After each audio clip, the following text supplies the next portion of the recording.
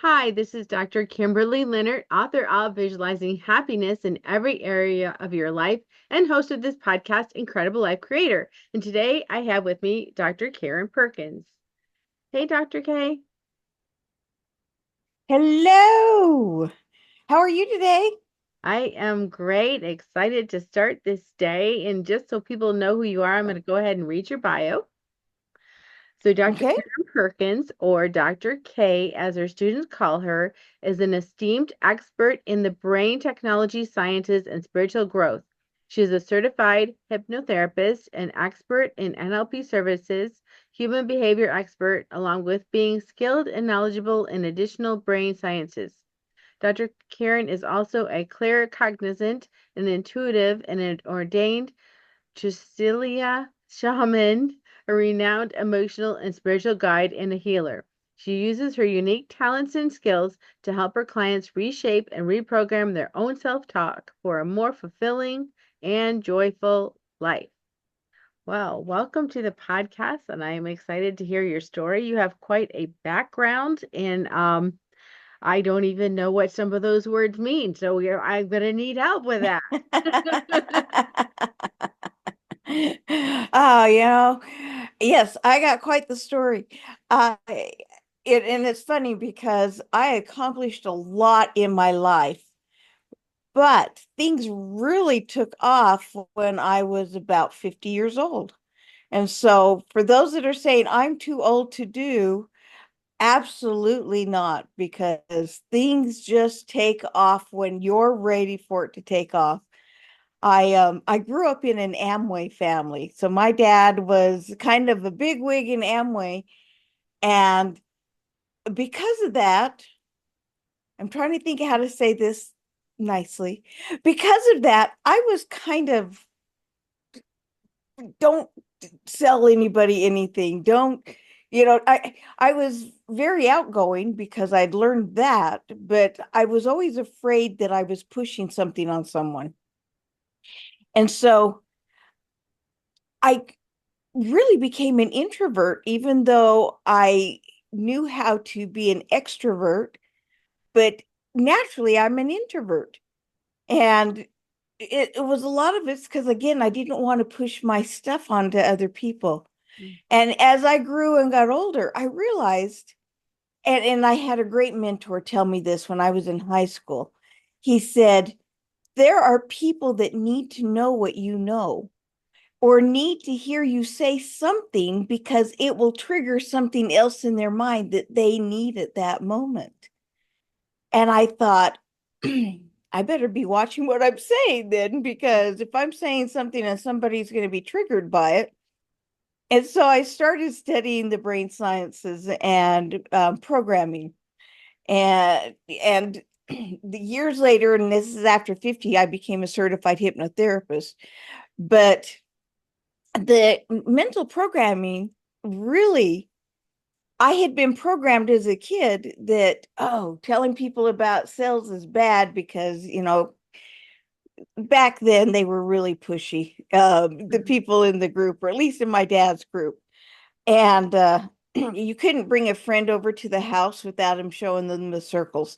It's like, my friend's 10, back off. But so he would show him the circles. But I decided to get into studying all this stuff. And I studied it and I studied it and I studied it. And I went to work and I found that with knowing these things about personality styles and emotional intelligence and those things, that I easily rose to management and C-level positions because I could talk to people at all levels. And, some people are like, oh, aren't I awesome? And that's great. But no, it's just because I had studied it so much that I learned everybody's a little bit different. And we all literally think differently. And I can say something very perfectly nice and fine in my mind, and it can be completely offensive and hurtful in somebody else's mind. And so that's one of those things you have to be really, really careful of. And as I aged, I got married, had kids, was in a loveless marriage, 27 years. Finally, one day I woke up and realized I had become resigned to disappointment. Resigned to disappointment. And that is one of those places you never, ever, ever want to be. Disappointment's one thing, but when you've accepted that you're always going to be disappointed, that's another thing. And, I had to stop and ask myself, is this really the life I want to live? Do I want to be resigned to disappointment the rest of my life? Or do I want to have something more? And that's when I realized I not only wanted, but I needed something more. And so I went ahead and divorced my husband. Now, he's a good guy. He just wasn't a good husband for me. And quite honestly, I wasn't a good wife for him. And so it was good for us to separate. But at this point, I'm done with men. I don't need a guy. They don't need me.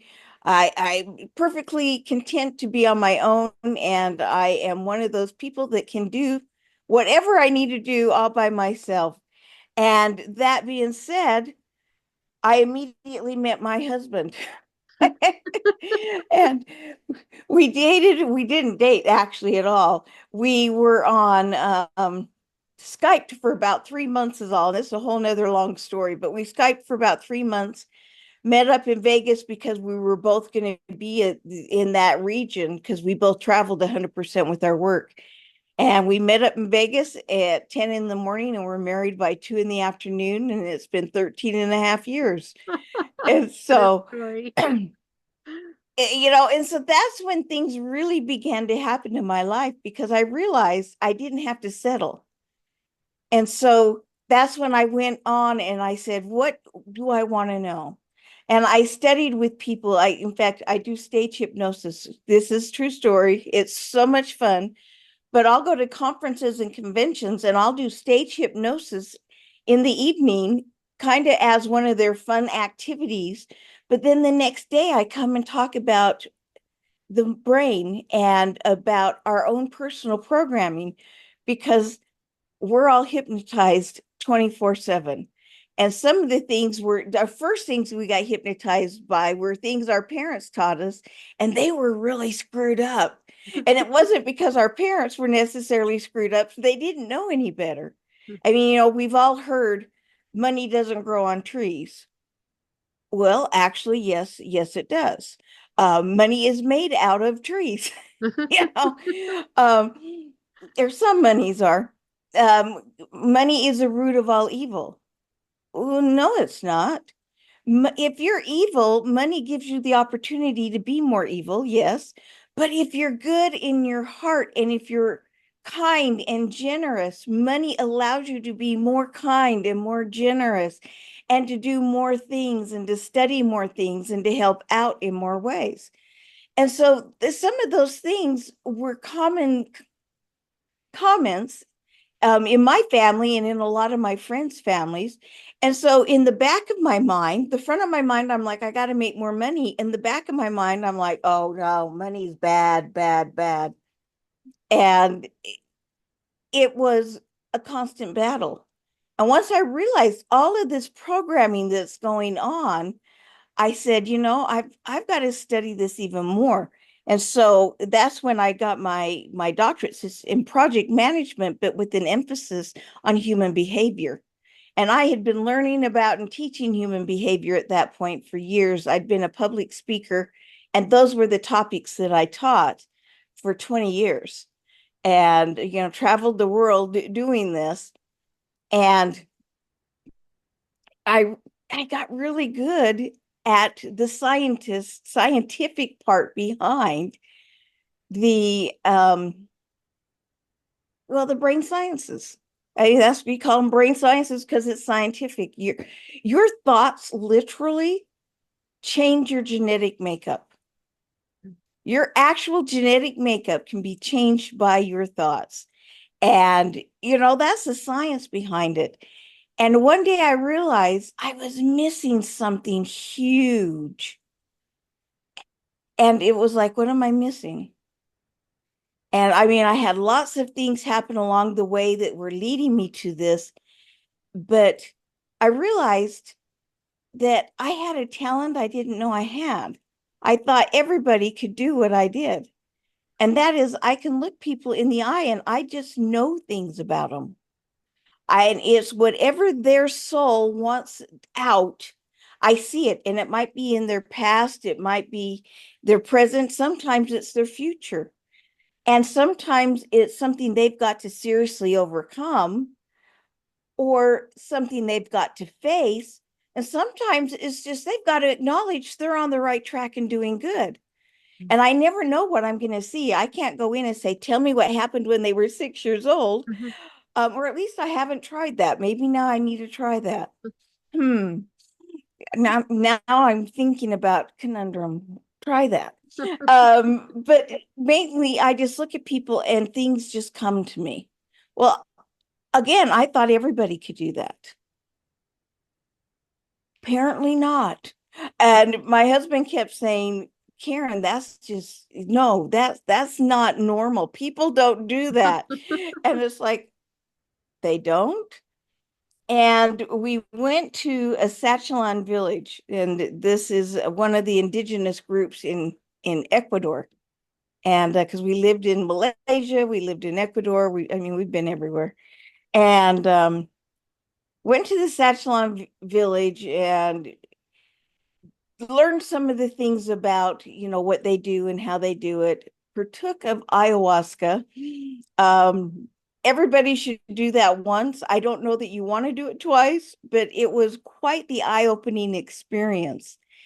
And as we're going through these things, the one of the Sachelan chiefs said, Karen, you've got gifts and talents. You have got to come and study with me. I want to teach you how to be a shaman because you've got the natural gifts. And so we talked about it, and Darwin and I, my husband and I, decided, you know what, that would be fine. I'll go and live with them for as long as it takes, and I will study and study and study. And there are 1,000 things that you can become skilled as a shaman in. I picked five, and I'm sticking with those five.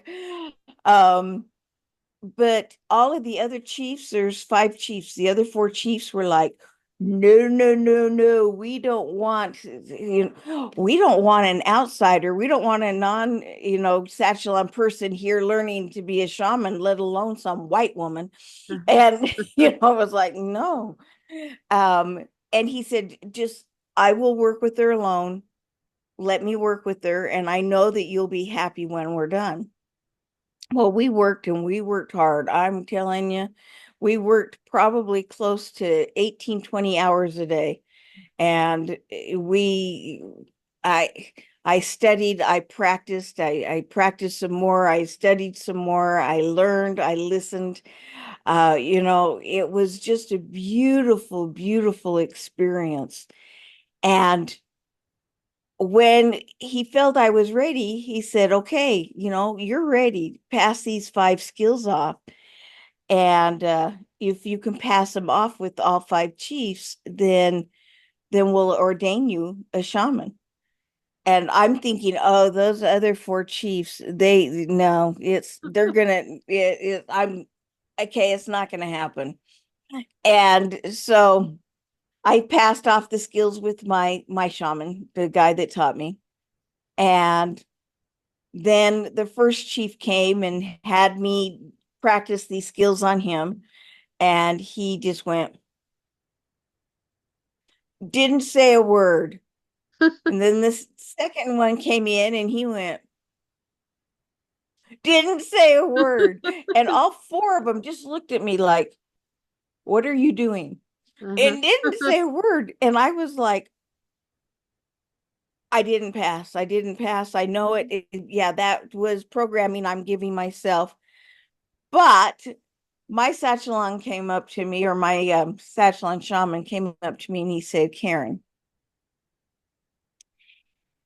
he didn't say it that way because he spoke Sachelan and we had a translator who spoke Tsa'Chila in English, translate everything this whole time. Wow. And so he said to her, and she said to me, but he said to me, Karen, they are so impressed with your natural talents that they not only want you to be ordained a Tsa'Chila shaman, they want to adopt you into the ancestry of the village. And so they had this big ancestral celebration and ceremony adopting me in as an actual Tsa'Chila and inviting the ancestors to commune with me so that when I do things, I can call upon their ancestors for help. And then they did the ceremony to ordain me a shaman. I mean, we're talking 2 full days of ceremony, all day, half the night. And so I got ordained a Tsa'Chila shaman. And my life changed because all of a sudden now I don't just know the science behind it, I know the soul and spirit behind it. And I know that we have our spirit guides, and some people are like, don't talk about that stuff, but we do. And, I'll talk to my spirit guide and I'll say, you know what? I'm feeling a little bit lost today and not sure that you're listening to me. If you're listening, send me a sign. And I'll tell you what, within 5 steps, if I'm out walking, I will find a white feather. And a white feather is one of the big signs that your guides are with you. And it's like, okay. And where I'm at right now, I'm back in the States in Southern Utah taking care of my mom. Um, but where we're at now, they don't have birds with white feathers. They're just in my mom's little area. There just aren't any. So to find a white feather is like quite miraculous. But I had been coaching for years and doing executive coaching and team building and things like that. And once I got this spiritual side of it, it was so much more. And so now I was able to take into my coaching, yeah, here's the scientific side of it. Here's the way you think and why you think that way. But now here's what your soul is asking for. And let's get your soul where it needs to be. So now your mind can go where it needs to be. And now you can process the things you need to process and change. And so, I'll do coaching, for instance, and I've got a 6-month program for coaching. 3 months is every week. And then the last 3 months is a couple of times a month, because by the end of the 3 months, they don't need it every week anymore. But we'll meet for an hour each week. But then I spend 2, 3, 4 hours doing energy work and things like that for them in addition to that. So they're actually getting, 3 to 5 hours a week of coaching. Mhm. Plus, we'll do emotion releases. And, because we store our emotions. I don't know. I'm sure you know that, but and it's funny how we store them. If I say you're a pain in my neck, that's where that emotion goes to. Um, Excuse the language, but if I say that pisses me off, it goes to my bladder. It sounds funny and weird, but we use specific terms because that is the part of our body that we're going to store these emotions in. And emotions make you physically sick, not to mention mess with your brain. Um, and then, in fact, my book, and I don't have one sitting right here, my book, Emotional Power, goes over the logic behind emotions and the emotions behind logic. And that was before I brought in the spirituality of it too. And now I got to redo it and add the spirituality to it. But the book's still good in the other form.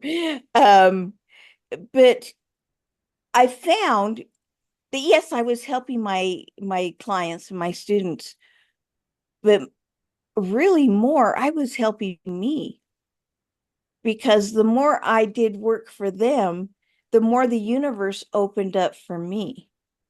And the more peace I found, the more sense of calm I found, the more joy I found, and the more peace and security and joy and self-worth you have, the more you can help spread to other people and let them have and share with them. So that's part of my long story.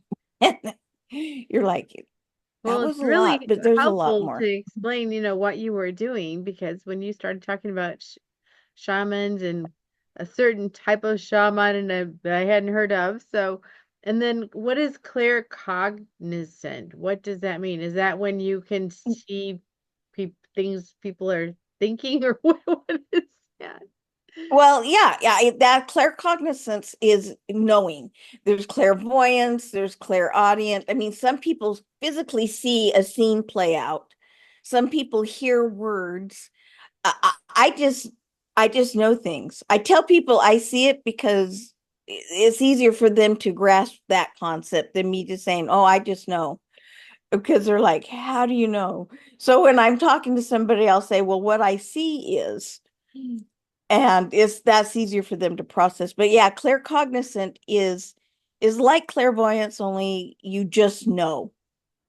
Mhm.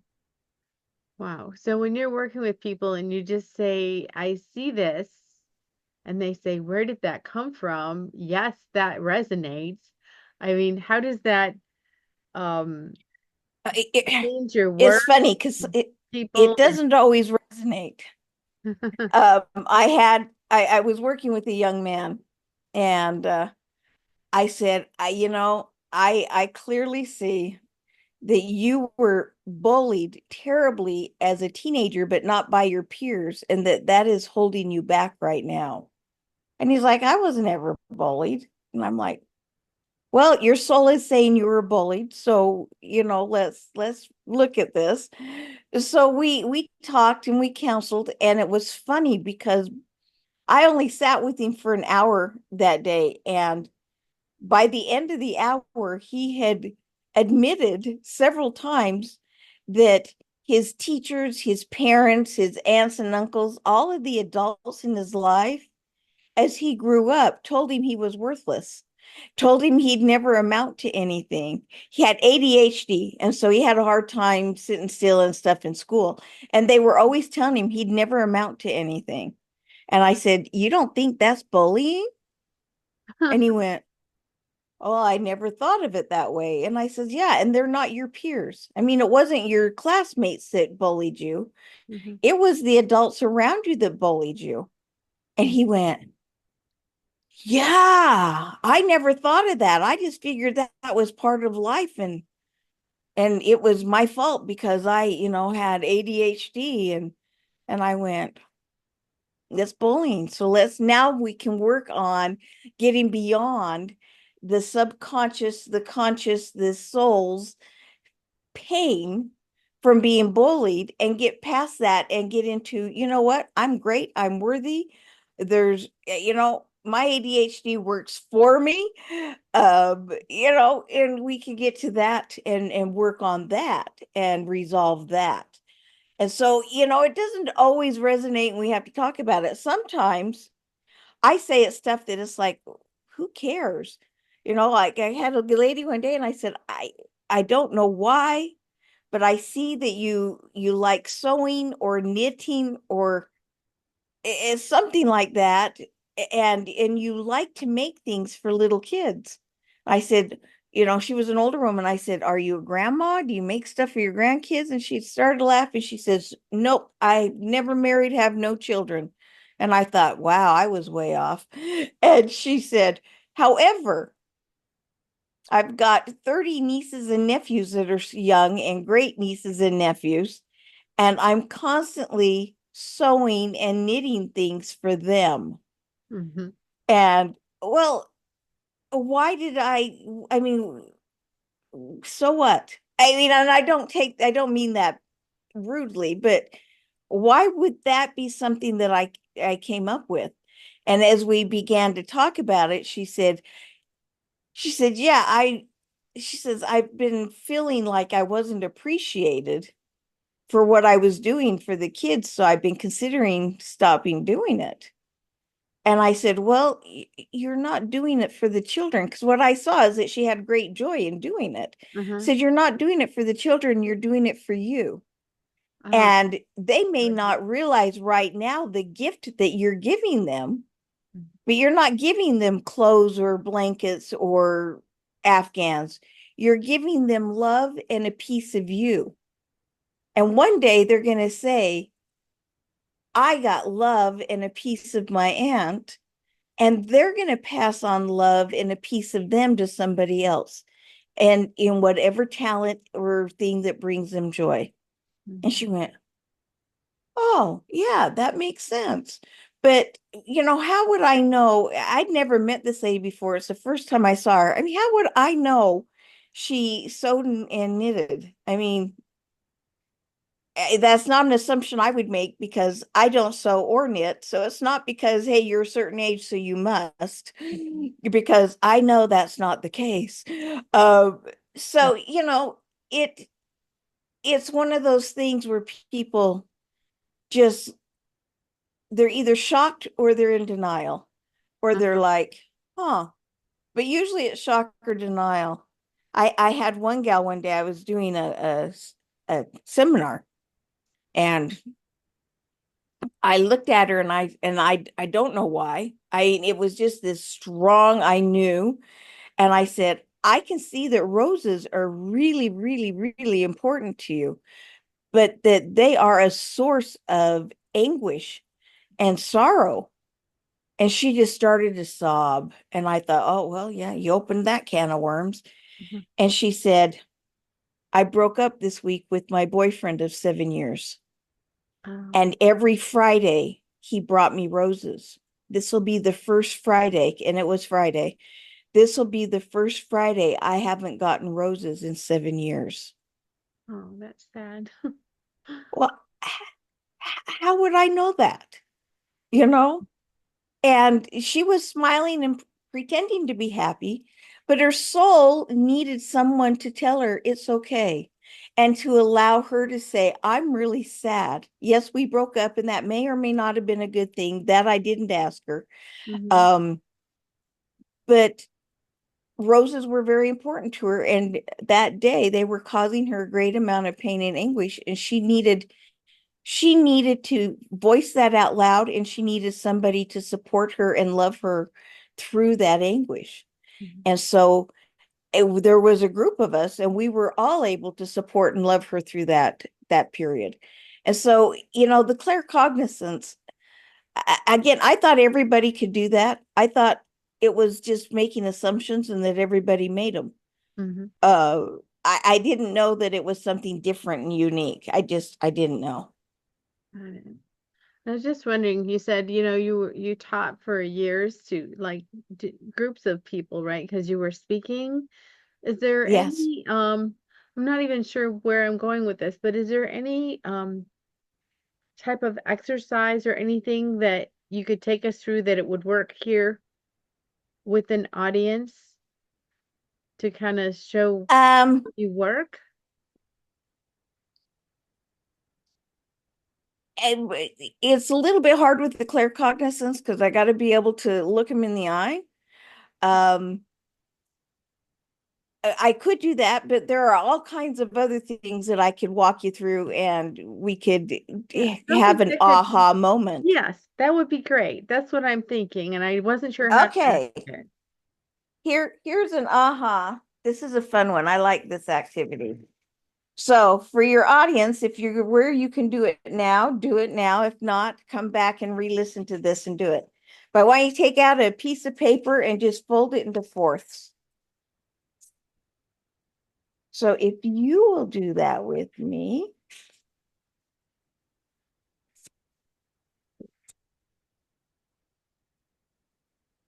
I'll give you a second to get the paper. Thank you.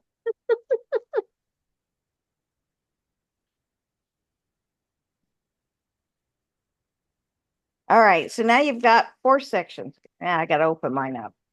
What I want you to do in each one of these four sections is I want you to write down something that's important to you right now in your life. And It can be anything. It can be chocolate chip cookies. It can be family. Now, if it's your kids, don't write each kid's name in a different box. Put children in one box.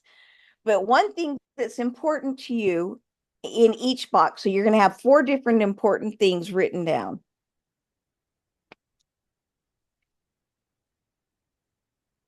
And I'll give you a moment to do that.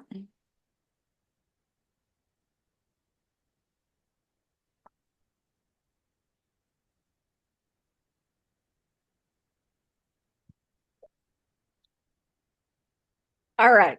So you got 4 things written down. And if you don't, pause this and come back and write down 4 things.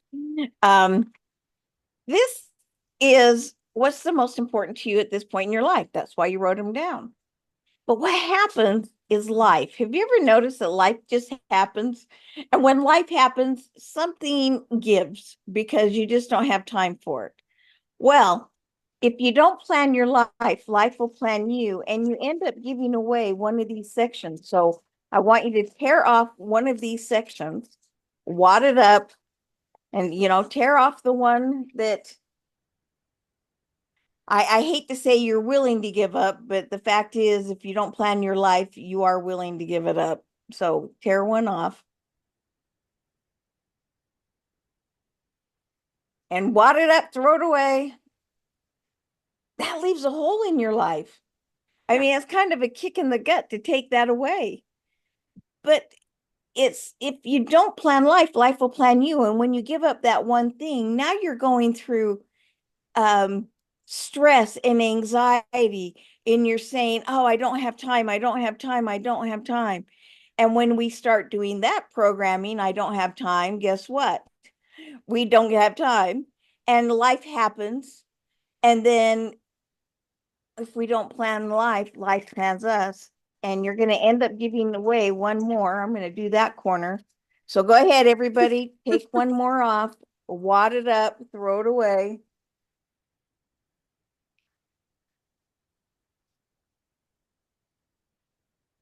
I don't like Yeah, that's giving away. painful, isn't it? Yes, it's really painful. Yeah. That it's painful, and that you're left with half a life. Mm. And I mean, what a kick in the gut.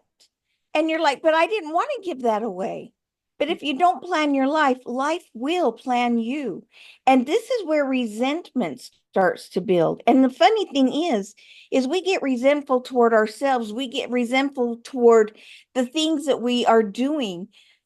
But the weird thing is we get resentful toward the people we want to work with and be with and help and serve and love, because we can't spend time with them. And our brain is like, if I say it's their fault, I won't feel as guilty. And so it really brings in a lot of these emotions that we don't want to have, because it's not your fault. I'm not spending enough time with you. Okay. But that's what happens. And if you don't plan life, life plans you. Yeah, you know what you have to do. You have to give away one more. I am going to let you keep the last one. So I am. And for those of you who are like, I can't do it, I can't do it. It's just an exercise. You can get a clean piece of paper when we're done and write all those things down again. Huh. So everybody got their one.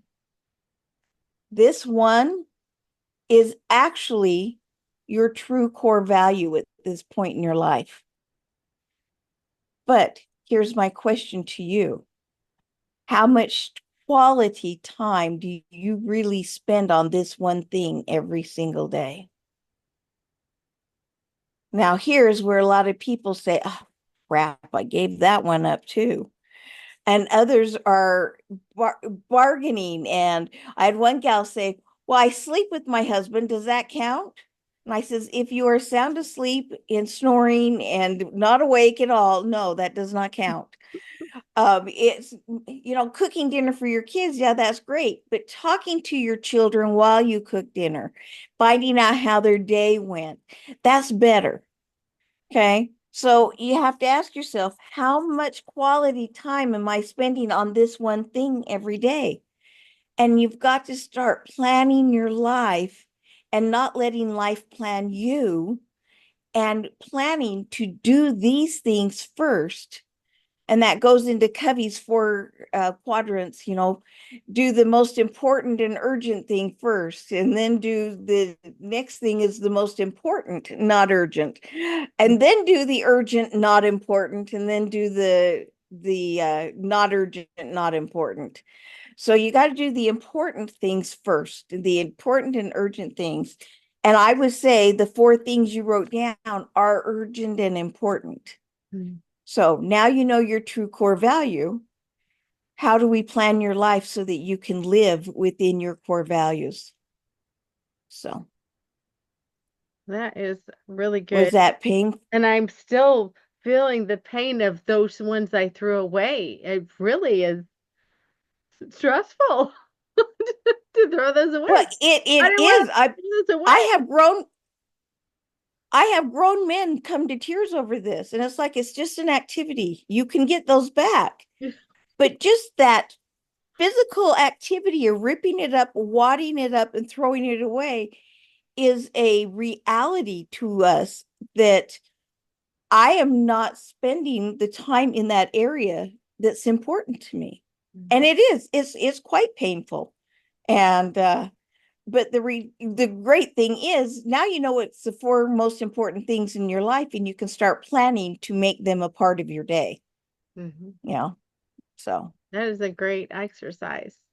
Because sometimes when people tell you, oh, write down your core values and stuff, and then, because I've done this even in my book, I have like yeah. several pages of all these words that could be values. And Mm-hmm. you have to eliminate them. But this was like very simple. It's just like, okay, you get four choices. That's it. Out of Well, your head, out of your heart, and on the paper. yeah, just write it down. And well, and the funny thing is that when I ask somebody, what is your core value? Rarely do they say what we come up with in this exercise. Rarely do they say that. And hardly ever is it the last piece of paper. And I've had to be the last piece of paper two or three times in the 20 years that I did this activity. But for the most part, they're like, I had no idea. And you're right. I don't spend time doing that. When was the last time you wrote a love letter to a friend or family member and just told them you appreciate them and you love them and you wish them all the blessings in the world? Something simple, but a postcard, and put it in the mail so they could physically receive it, open it up, and read it and know that they are loved. It's important to me that people around me know they're loved, but I have to physically remind myself, call somebody today and tell them they're important. Sit down and write a note and send it to them. Tell them they're important. And I tell you, a physical letter is the best thing of all. But if not, text them, send them an email, call them on the phone, but something just to say, hey, I just want you to know I love you. And you don't know if that person needs that day or not, if that's going to be the make or break point for them. Mhm. And honestly, most of the time it is a make or break point for them. And hearing that they're loved gives them that hope and that courage to carry on. Yeah, and that makes total sense to me. When I was in college, I formed this group with some friends. It's like an encourager group. And Mm, every week we would keep our eyes and ears open for anyone that seemed like they were a little down or whatever. It was a smaller campus. There was like 1,000 people on campus. And then we would get together once a week and we would bring little gifts and things and a letter card, and we would choose five people, and we would have, we could do this because we had this little mailbox thing, with all the mailboxes and someone behind you. yeah. But we would leave these care packages for people. They might have food or Oh, encouraging things, and it had always had a letter just saying, we want to encourage you today and hope that you're having a good day and know that we're praying for you. And we leave them a little thing oh, and that we think would brighten their day. And we did that every week. We would pick 5 people and we would just, buy these. We were college students. We didn't have a lot of money. Buy these little things and just put it in the mailboxes to different people. And you probably saved some lives, literally, because, college students are susceptible to giving up. I mean, I'm not saying they all do, but when you are depressed and feel alone and feel hopeless, sometimes their only hope that they think they have is just not holding on. And to get something like that, it gives you hope and it lets you know you're not alone. So, oh my gosh, I am so amazed, proud, and blessed to know that you did those things. And you, I'm certain of it. In fact, I know that you saved lives. You may not know whose life you saved, but you saved lives doing that. Mhm. Yeah. And what I'm thinking now is these days, most of the time, I don't even have people's addresses. If that makes sense. We're so used to giving Oh, emails that we don't even have people's yeah. addresses anymore. Yeah, you ask me my address and I have to stop and think. It's like, I don't know, I just drive there. Oh, a true story. We had some young girls, and when I say young, to me, anyone under the age of 50 is young. But they were in their early 20s. These young girls in Ecuador that were from the States, and the one wanted to send her mom a birthday present. She didn't know how to address the envelope. And I just was shocked. And my first thought is, what? How can you not know that? And then I realized, unless it's from Amazon, how many letters do we get? Junk mail in Amazon, and we don't pay attention to how it's labeled. We just know it comes to us magically. When Hmm. was the last time we physically sent something to somebody else? You know, in our age and era, we knew addresses and we mailed things to people because that's what you did. Hmm. But nowadays, you send them an email, send them a text, call them on the phone, WhatsApp them. That's the big one. But she really just didn't know how to do it, and I had to help her. And she went, "Well, that makes sense. I would have never figured that out on my own." And it's like, Hmm. that's really interesting. And no mocking of her or how she was raised or her age group or anything else. Just something they don't do. Mhm.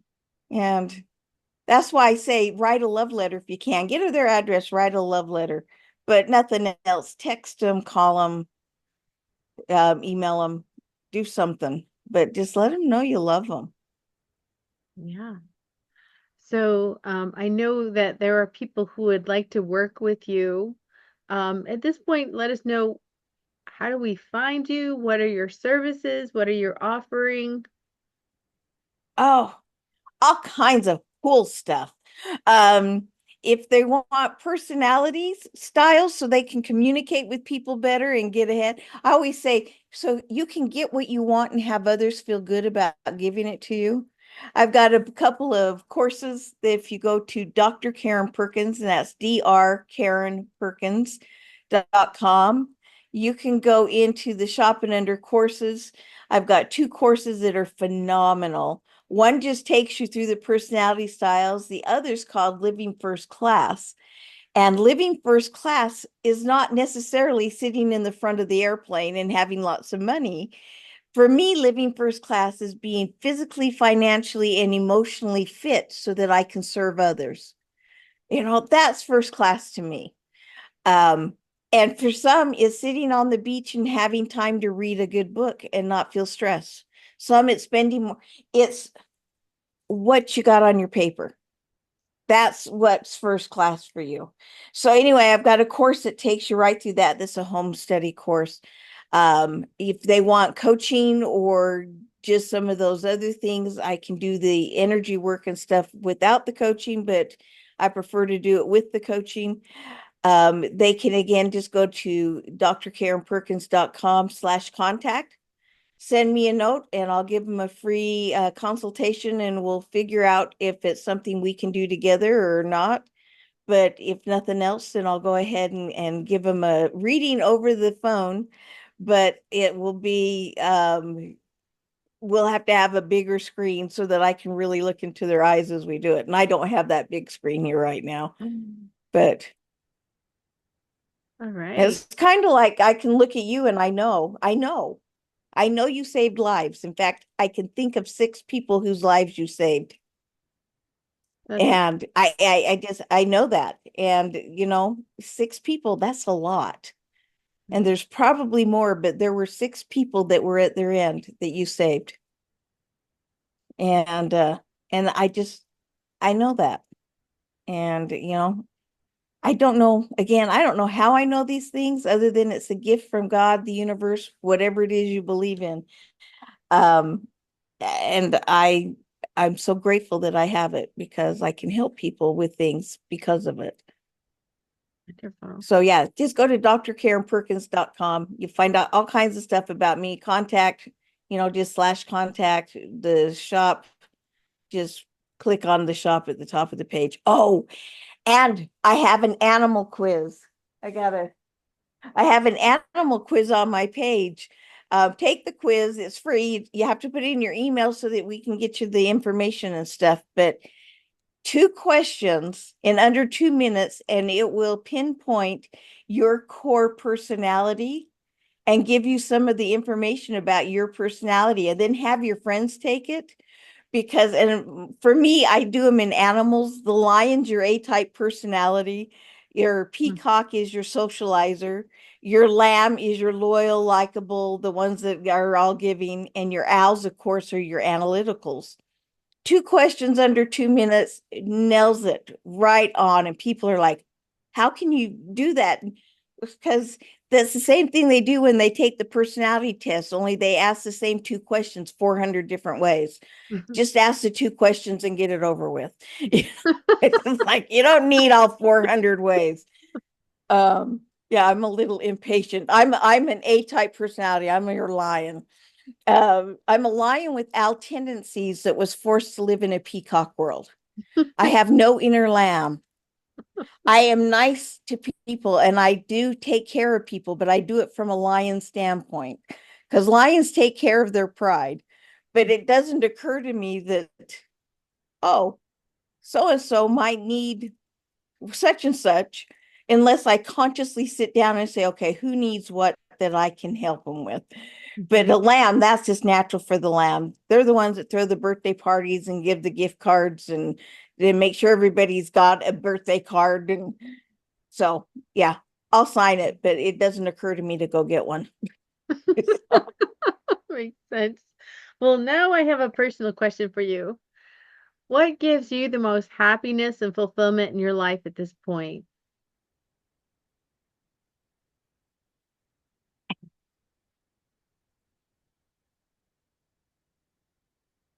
That's a very good question.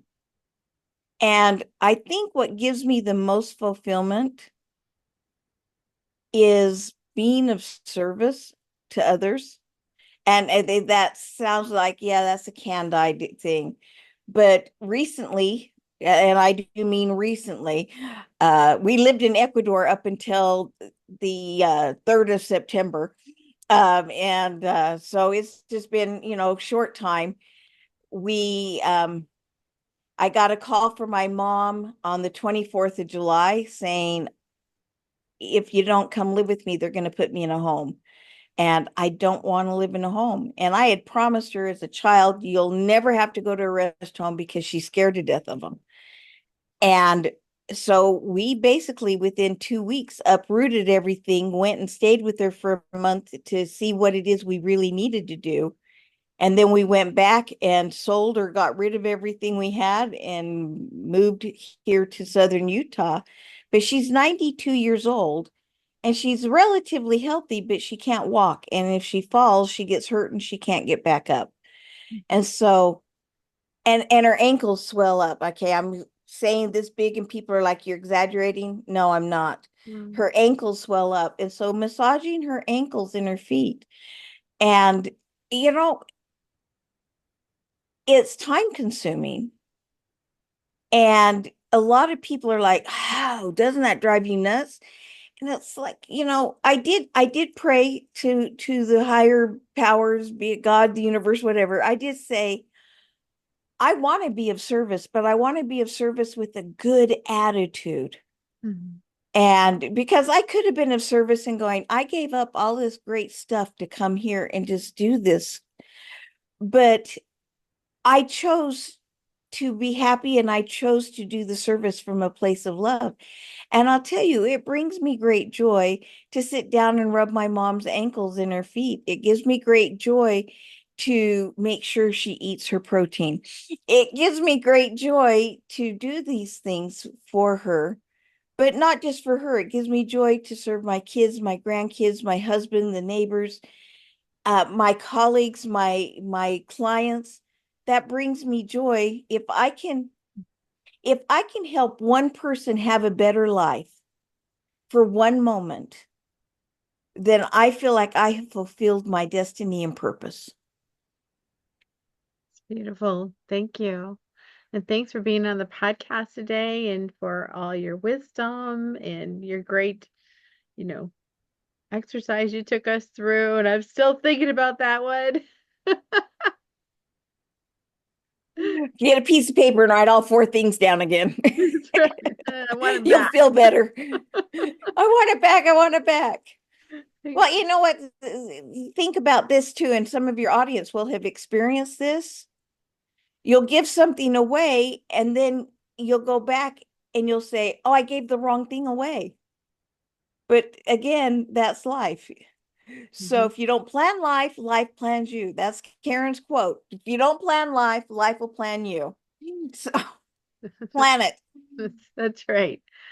So I have one last question before we complete. What is your best advice on living an incredible, amazing life? Choose to be happy. It's okay to have a heavy heart. It's okay to be sad about some things. Cry about it.